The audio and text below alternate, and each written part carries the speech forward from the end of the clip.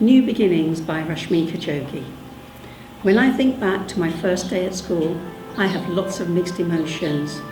I had only just arrived to live in England, and suddenly I was starting school for the very first time. You might remember what that feels like. You may have wondered, will I make any friends? What if my teacher doesn't like me? What if I find the work too hard?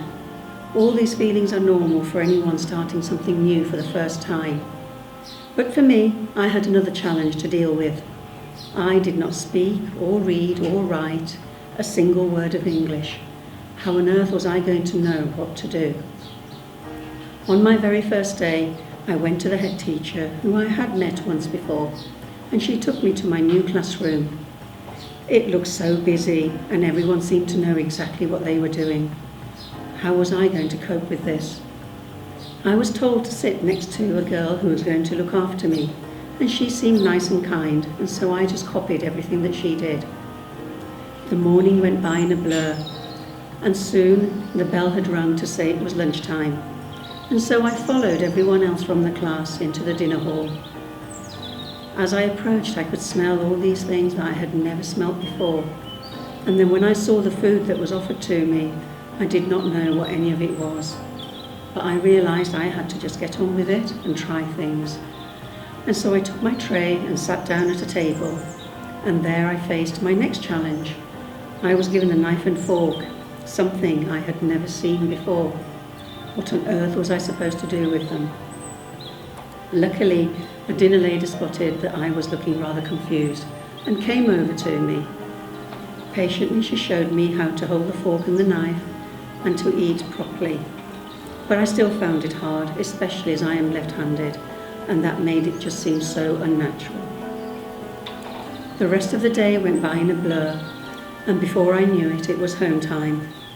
I could not wait to get out of the school and go and see my brothers and my sister, who were waiting for me to walk me home.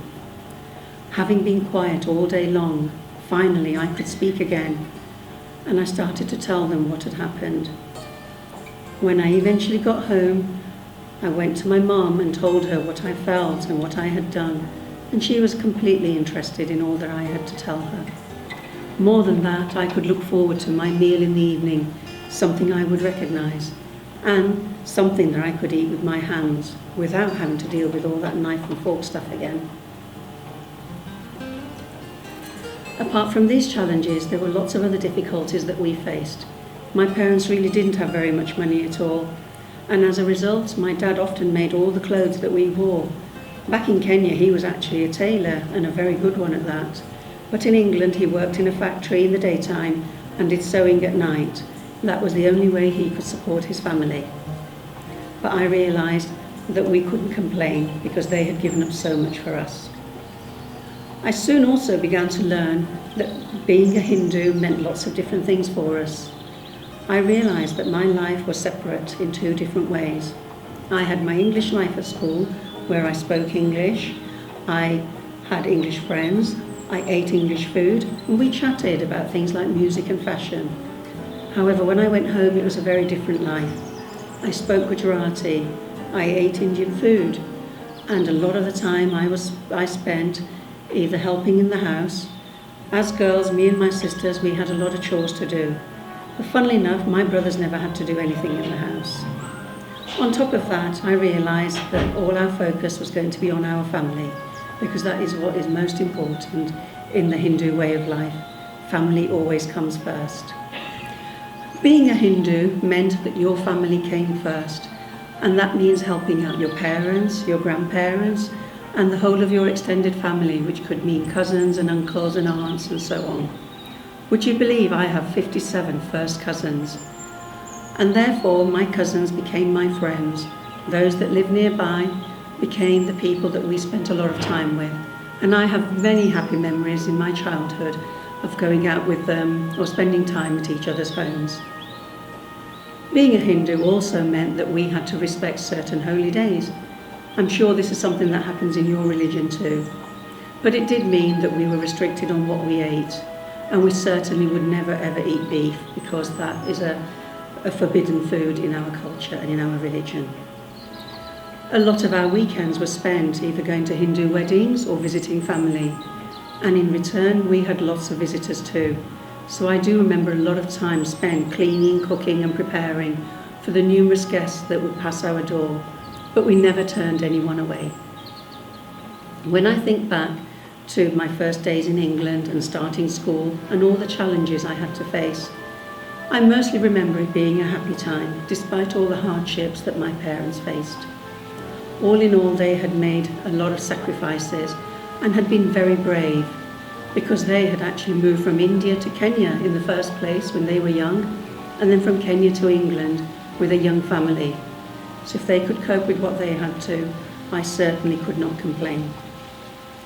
I think my parents must have found it really hard to find a balance in the way they brought us up. On the one hand, they wanted to make sure that we would keep our Hindu culture and our values, but at the same time they would want us to integrate and mix with the country that we are living in now. So that must have been very difficult for them. On top of that, they too had got huge changes to deal with, but I never remember them complaining about this.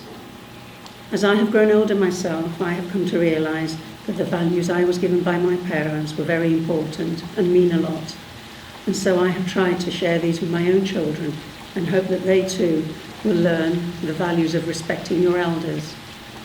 I know that I would never have been disrespectful to my parents or any other adult for that matter. In fact, I would never call another adult by their first name when I was a child. It just wasn't the done thing. And that is something I still find hard now when my children are asked to call someone else by their first name, because it is just not normal.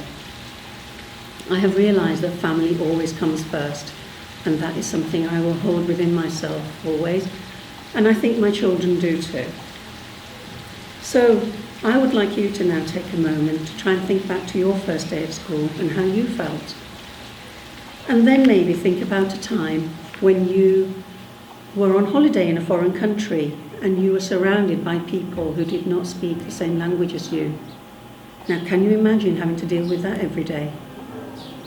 And so the next time you have a new child starting in your class or in your school, try to remember to be kind and helpful to them, because for them it is their new beginning and they will appreciate all the help that they can get. Thank you.